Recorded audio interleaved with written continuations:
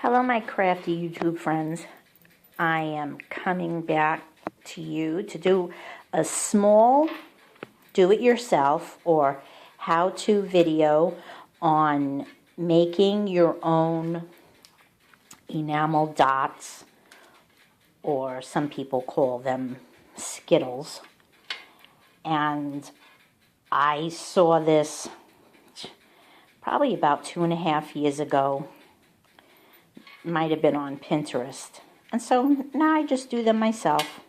Sometimes I'll buy them, but for the most part, I have done them enough times now where I just have my own. I don't need to buy them anymore.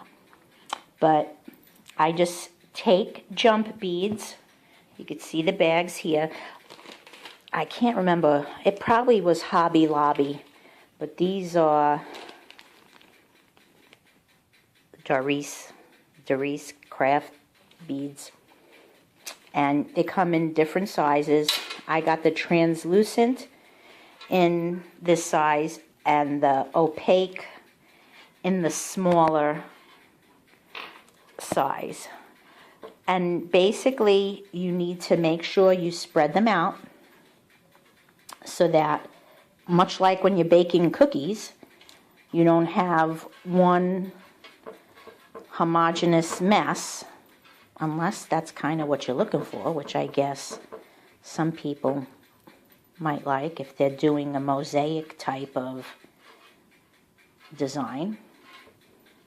But I kind of separate them so that they're not touching, and I put them on parchment paper so there's no sticking.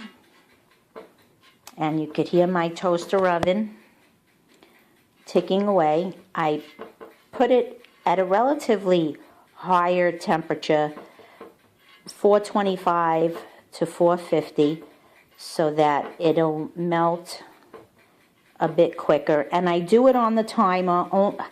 This may not be an issue for you, but I no longer have much memory left. And if I equate that to having 6 kids. If I leave a room and start doing something else, which often happens to me, I will forget about it. And so rather than worry about something burning, since they do tick, I can do the timer. I know it'll shut off itself if I happen to get screwed up and tied up doing something else and completely forgot that I put them in.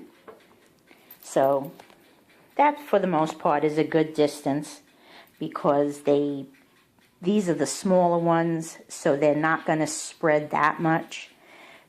The bigger size, you want to make sure you have a decent space between. And I'm mainly doing this for Sonia. She had asked how I did it, and so I just wanted to show real quick.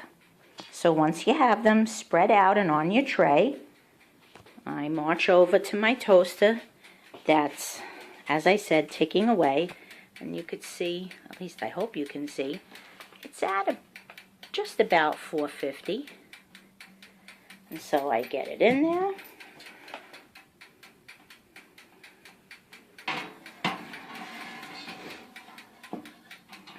Push it all the way back so it's in there nice, and then I just spin it all the way around again. So it did have a chance to preheat.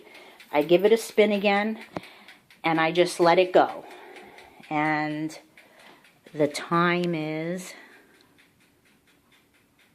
it ain't showing, but it says 12:01.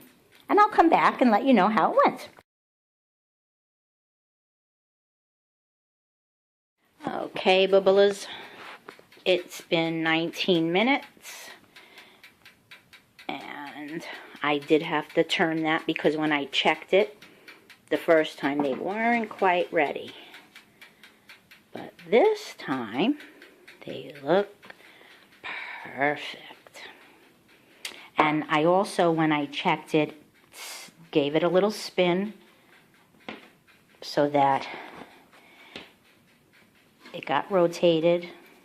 The only thing I will say is you want to make sure that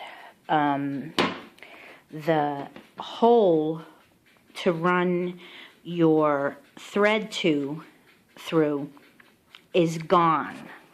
Sometimes you'll do it and you'll still see the hole in the middle. And this time, as you can see, it came good and the hole is gone. And there you have it. Little enamel dots cooked yourself. And all seem to have flattened nicely. Now obviously you make it cool. And then when it's cool, they fall right off the parchment. And it was exactly 19 minutes. It probably, because I'm trying to see, like this red one here is starting to look a little cockeyed. So that does happen sometimes. You just need to watch for that. Sometimes they'll start to get a funny shape. So I keep a close eye on them because I don't want them to start looking wonky and like puddles, and I like them to be nice round dots. And how much dome you want on them as well. I don't know if you could see, but this pink one here is a little bit higher than some of the others. So you can choose that as well. If you want a little more dome on your dot than others, you know, you could gauge that as well. It really is just a matter of making sure that that threading hole is gone, because then it looks like a donut when it starts to melt. But that's about it, friends. I hope you enjoyed this do-it-yourselfer. By the way, UV gloves stink. I find that they are a conductor of heat versus keeping my hands from burning.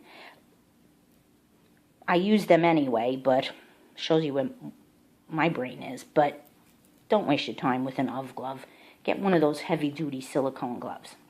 And that's my tip of the day. Catch you next time, friends. Bye-bye.